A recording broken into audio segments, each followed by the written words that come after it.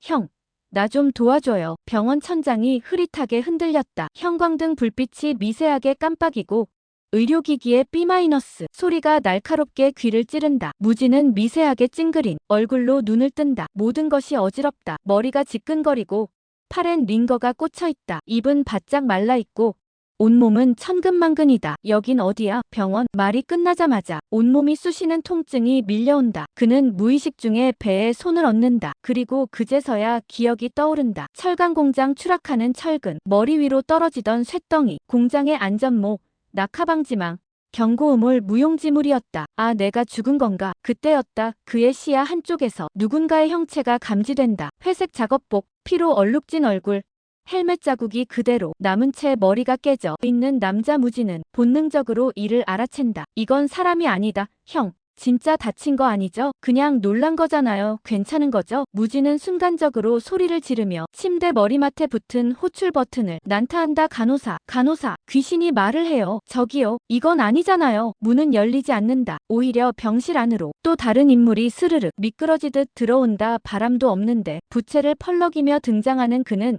촌스러운 청청 패션에 각 잡힌 82, 가르마 청년이라기엔 고풍스럽고 늙었다 하기엔 너무 생생한 얼굴, 바로 보살이다. 조용히 좀 하지. 병원 사람들 다 깨우겠네. 무지는 두 눈을 휘둥그레 뜨며 소리친다. 당신 뭐예요? 도대체 나한테 왜 이러는 거냐고요? 보살은 천천히 걸음을 옮기며 무진의 머리맡에 앉는다. 부채로 무진의 이마를 툭툭 치며 말한다. 살려줬으면 약속은 지켜야지. 계약서에 사인까지 했잖아. 명계노무사 계약 제1호 죽을 뻔한 내 목숨을 살려주는 대신 이승에서 풀리지 못한 노동자의 한을 풀어주는 것 뭐 어렵진 않잖아. 무지는 황당하다는 표정으로 외친다. 그건 협박이지 계약이 아니잖아요. 난 아무것도 모르고 사인했어요. 죽기 직전인데 누가 제정신이에요. 보살은 웃는다. 고개를 끄덕이며 부채로 자신의 손등을 툭툭 친다. 그게 명계식 계약이지. 내가 죽기 직전 원에서 맺은 거래야. 인생 한 번 살려줬으면 그 정도 일은 해야 하지 않겠니? 그 순간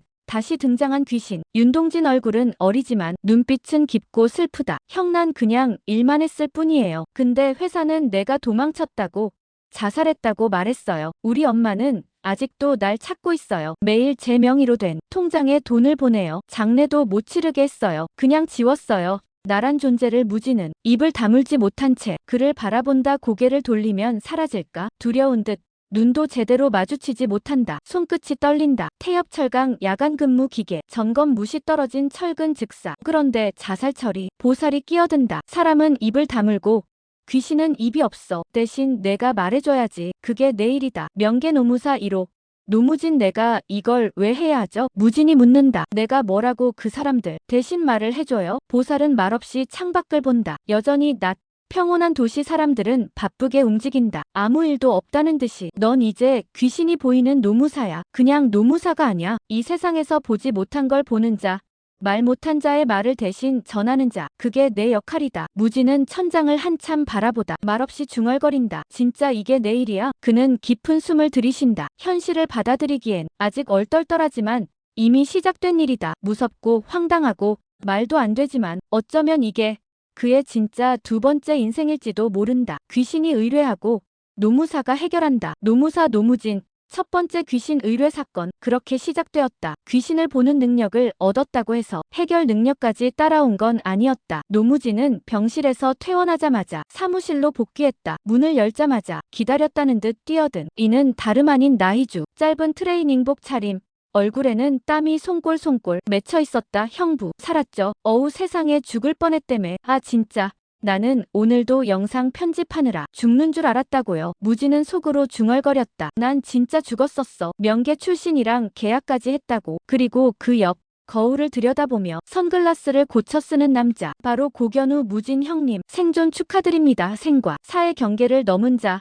그 눈빛 좋네요. 무슨 일 있었던 거죠? 귀신이라도 본 건가요? 말이 씨가 되었다. 무지는 견우를 보며 대뜸 말한다. 귀신 봤어. 말도 했고. 근데 문제는 그 귀신이 사건을 의뢰했다는 거야. 나한테 둘 다 얼어붙는다. 무지는 이마를 짚는다. 그리고 입을 연다. 태엽 철강. 기억나지? 그 공장에서 죽은 청년 이름은 윤동진. 회사는 자살로 처리했고 가족한테는 아무런 설명도 없이 시신조차 넘기지 않았대. 문제는 그 청년이 내 병실에서 나한테 억울하다고 울었어. 진짜로. 희주는 잠시 놀라더니 눈빛이 바뀐다. 매서워진 눈. 계산. 돌아가는 눈이다. 형부. 그럼 이건 그냥 영적인 일이 아니라 노동 문제야. 그쵸? 진실을 밝히면 산재로 뒤집을 수도 있어요. 견우가 끼어든다. 영상으로 만들죠. 귀신이 억울함을 호소하는 실화. 귀신이 말했다. 자살이 아니었다. 어때요? 썸네일은 형님이 놀라는 장면으로. 야, 이걸 콘텐츠로 써먹겠다는 거야? 무진이 놀란다. 형, 세상은 스토리로 먹고 살아요. 근데 그 스토리가 귀신이라면 이건 대박이에요. 결국 세 사람은 이 사건을 공동 프로젝트로 삼기로 한다. 프로젝트 이름 무진스 1호 의뢰. 귀신의 진실. 희주는 법적 루트를 정리하며 자료를 수집한다. 고용노동부 홈페이지에서 산재 기준, 안전보건법 위반 사례, 그리고 형사고발 가능 여부까지 조사. 무진은 노무사 자격을 총동원해 자살과 업무상 사망의 법적 차이를 검토한다. 한편 견우는 몰래 태엽 철강으로 향한다. 선글라스에 마이크, 단단히 장비를 갖춘 그는 마치 다큐멘터리 촬영 감독처럼 현장 직원을 인터뷰한다. 저기 혹시 윤동진 씨 아세요? 아, 그 친구요? 잘 있던 애였는데 갑자기 안 보이더니 자살했다고 하더라고요. 근데 뭔가 이상했어요. 어떤 점이요? 사고 당일에 기계가 이상했어요. 동진이가 그거 멈추겠다고 말했는데 팀장이 그냥 돌리라고 했대요. 견우는 몰래 녹취한다. 동진의 팀장 이상철이라는 자가 언급된다. 무진은 해당 팀장의 인사 이력과 내부 메일을 수소문에 입수하고 그가 사고 후 급작스레 승진했단 사실을 포착한다. 희주는 말한다. 이거 책임을 동진이한테 떠넘긴 거예요. 사고 유발하고 정작 자기는 책임 회피, 그리고 자살로 조작. 고견우는 곧장 유튜브 편집을 시작한다. 영상 제목 귀신이 찾아왔다. 자살이 아닌 산재의 진실형.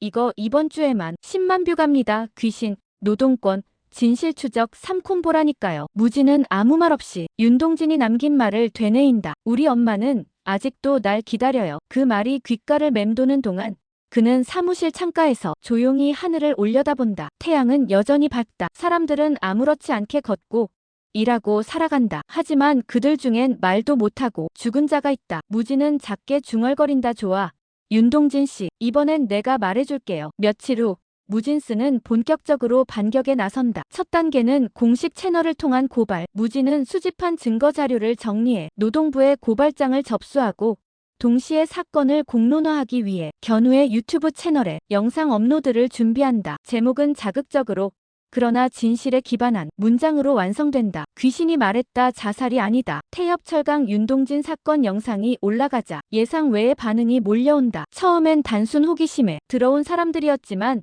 댓글란에는 예상치 못한 증언들이 달린다. 윤동진 나 그 형 후임이었어. 그날 기계 멈추자고 했다가 팀장한테 욕먹었지. 진짜다. 나도 태엽 철강에서 일했는데 여긴 원래 저랬어. 야간에 사고 터지면 CCTV 꺼놓고 보고 안 올리는 거 기본이었음. 나도 동진이랑 같이 일했어요. 걔가 자살할 애가 아닌데 진짜 의문이었어요. 급기야 윤동진 모친이라고 밝힌 계정에서 글이 올라온다. 아들은 착한 아이였습니다. 자살할 이유가 없었어요. 진실 밝혀주셔서 감사합니다. 무진은 모니터 앞에서 그 댓글을 읽으며 입을 꾹 다문다. 손이 덜덜 떨린다. 눈시울이 뜨거워진다. 지금부터가 진짜 시작이야. 희주는 사건 정리 PPT를 만들고 기자회견도 염두에 둔다. 견우는 영상 두 번째 편을 준비한다. 형, 이건 시리즈갑니다. 다음은 회사 입장문 분석, 거짓의 기술편으로 갈게요. 영상 조회수는 하루 만에 12만 회를 돌파한다. SNS 실시간 트렌드 3위, 태엽 철강, 윤동진, 귀신 노무사가 동시에 랭크된다. 인터넷 커뮤니티에는 다양한 제보 글이 쏟아진다. 그중 하나 동진이 동생입니다. 우리 가족은 지금도 그날의 진실을 못 믿고 살았어요. 감사합니다. 곧이어 언론도 반응한다. 무진은 한 라디오 인터뷰에 익명 출연한다. 목소리는 변조됐지만 말투는 똑같다. 저는 그저 죽은 사람의 억울함을 듣고 말해주는 사람일 뿐입니다. 태엽 철강은 내부 감사를 시작했고 대표이사 이름으로 진상조사 착수를 공식 발표한다. 그러나 내부 고발자에 대한 압박이 시작되며 현장은 다시 얼어붙는다. 그러던 중 이상철 팀장이 무진의 사무실로 불쑥 찾아온다. 양복 상의도 없이 눈에 핏발이 서 있다. 이봐요. 노무진 씨, 당신 지금 무슨 짓을 하고 있는지 알아? 무진은 커피를 홀짝인다. 지금 진실을 얘기하고 있는 중이죠. 이상철은 책상을 내리친다. 그 자식 자살 맞아요. 자기가 감당 못해서 그런 거라고. 근데 왜 나까지 끌어들이냐고. 무진은 피식 웃는다. 감당 못하게 만든 사람이 누군데요? 기계가 고장났다고 했을 때 무시한 사람, CCTV 꺼버린 사람, 동진이 죽고 나서 그 다음날 승진한 사람, 다 같은 사람 아닌가요? 이상철은 입을 다물고 주먹만 움켜쥔다. 그는 마지못해 자리를 박차고 나간다. 무진은 그 뒷모습을 조용히 바라본다. 바로 그 순간 사무실, 아니 갑자기 조용해진다. 공기 중에 온기가 감돈다. 그리고 창가 쪽 흐릿한 형체가 서서히 나타난다. 윤동진이다. 그는 작업복을 입은 채 환한 미소를 짓고 있다. 형 이제 됐어요. 고마워요. 그는 천천히 아주 자연스럽게 몸이 빛으로 번지기 시작한다. 마치 햇빛 속으로 스며들 듯 바람 속으로 녹아들 듯 그 모습이 조금씩 사라져간다. 무진은 말없이 그를 향해 고개를 숙인다. 윤동진 씨, 당신 얘기 내가 말했어요. 진심으로. 무진스 사무실. 누구도 말하지 않았지만 모두가 느꼈다. 하나의 억울한 죽음이 구원받는 순간, 그리고 그 시작이 단 한 사람이 듣는 용기에서 비롯되었음을. 무진은 오래도록 창밖을 바라본다. 이건 단지 죽은 자를 위한 일이 아니었다. 산자들이 숨긴 진실, 말 못했던 이들의 외침을 되찾는 싸움이었다. 이건 단지 죽은 자를 위한 일이 아니었다. 산자들이 숨긴 진실, 말 못했던 이들의 외침을 되찾는 싸움이었다. 그날 밤 무진은 사무실 한쪽에 멍하니 앉아 있었다. 윤동진이 떠난 자리, 마치 아무 일도 없었던 것처럼 고요했다. 하지만 무진의 마음은 고요하지 않았다. 손끝에 감도는 싸늘한 기운과 가슴속 깊숙이 밀려오는 공허함이 그를 움직이지 못하게 했다. 희주는 조용히 커피를 내려 무진에게 내민다. 형부, 수고했어요. 진짜요. 무진은 쓴 커피를 한 모금 마신다. 쓴맛이 오늘따라 따뜻했다. 입안에 퍼지는 쌉쌀한 향이 가슴속 허전함을 조금이나마 메워주는 듯했다. 그는 잔을 내려놓고 창밖을 바라봤다. 이 도시, 이 불빛, 이 평온함 속에 얼마나 많은 억울함이 숨어 있을까? 견우는 촬영 장비를 정리하다가 갑자기 말한다. 형, 우리 진짜 세상 바꾼 거 아닐까요? 무진은 가볍게 웃는다. 글쎄, 아직은 모르겠어. 근데 적어도 한 명은 구한 것 같아. 비록 죽은 뒤였지만 그게 중요한 거죠. 산 사람도 못 구하는 세상인데 형은 죽은 사람을 구했잖아요. 견우는 장난스러운 말투였지만 그 속엔 진심이 배어 있었다. 잠시 침묵이 흘렀다. 무진스 사무실엔 기묘한 평화가 흘렀다. 그런데 그 정적을 깨듯 갑자기 벽 한켠에 빨간 글씨가 번쩍인다. 또 다른 귀신의 낙서 2호. 귀신 의뢰 등록 청년 여성. 사망 원인 자살 위장. 희주는 벽을 보고 얼굴이 굳는다. 또야. 무진은 담담하게 고개를 끄덕인다. 응. 또 견우가 헛웃음을 터뜨린다. 귀신들이 이제 줄 서는 거 아니야? 우리 유령 노무사 프랜차이즈 해야 하는 거 아냐? 무진은 고개를 절레절레 흔들며 자리에서 일어난다. 그러게 요즘 세상에 무슨 일이든 꾸준히 들어오는 게 어디야. 귀신이라도 이제는 진짜 일이 돼버렸네. 희주가 중얼인다. 그런데 이번엔 느낌이 좀 달라요. 이상하게 불길해. 카메라가 사무실 문 너머를 비춘다. 어딘가 어두운 그림자 속 누군가가 조용히 무진스를 지켜보고 있다. 정장 차림의 여자.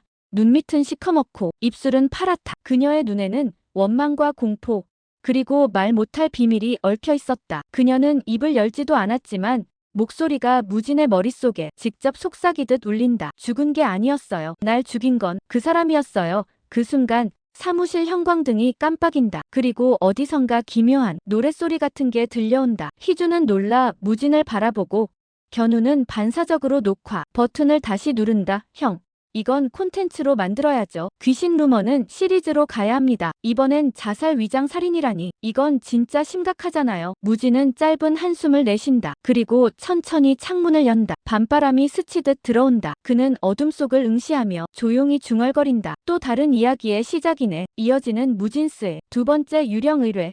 그렇게 막을 올린다. 이건 단지 죽은 자를 위한 일이 아니었다. 억울하게 사라진 자들의 목소리를 대신 전해주는 일. 그리고 무진은 그 중심에 서 있었다. 그의 삶은 이제 다시는 평범했던 그 시절로 돌아갈 수 없었다. 귀신을 보는 눈을 가진 노무사.